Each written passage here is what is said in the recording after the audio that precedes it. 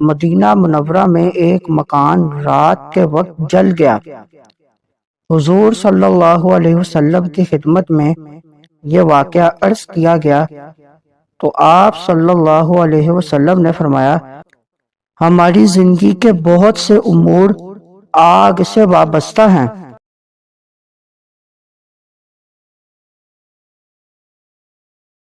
بسم اللہ الرحمن الرحیم۔ آج کا ہمارا ٹاپک آگ بجھا کر سونا چاہیے۔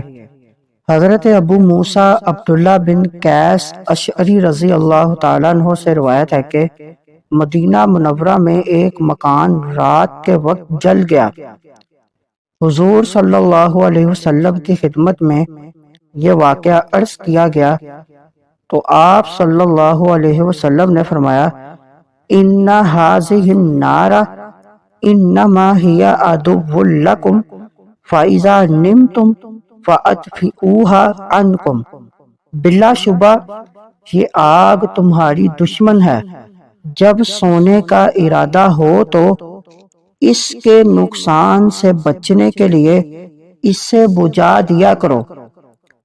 ہماری زندگی کے بہت سے امور آگ سے وابستہ ہیں، بالواسطہ ہم اس سے فوائد حاصل کرتے ہیں۔ ان فوائد اور منافع کے باوجود آگ ہمارے اجسام اور اموال کے منافی ہے، اس لیے آگ کو ہمارا دشمن قرار دے کر سونے سے پہلے بجھانے کا حکم دیا گیا۔ سردی کے موسم میں عموماً لوگ ہیٹر چلاتے ہیں۔ ارشاد نبوی کے پیش نظر آگ والا ہیٹر بند کر کے سونا چاہیے۔ مزید معلومات کے لیے ہمارے چینل کو لائک اینڈ سبسکرائب کریں۔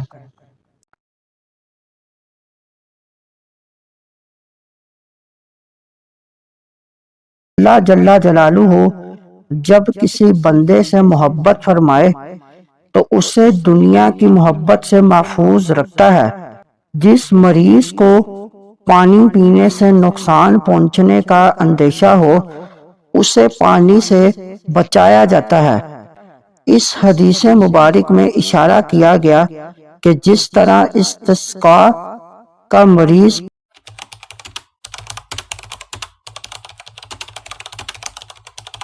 بسم اللہ الرحمن الرحیم۔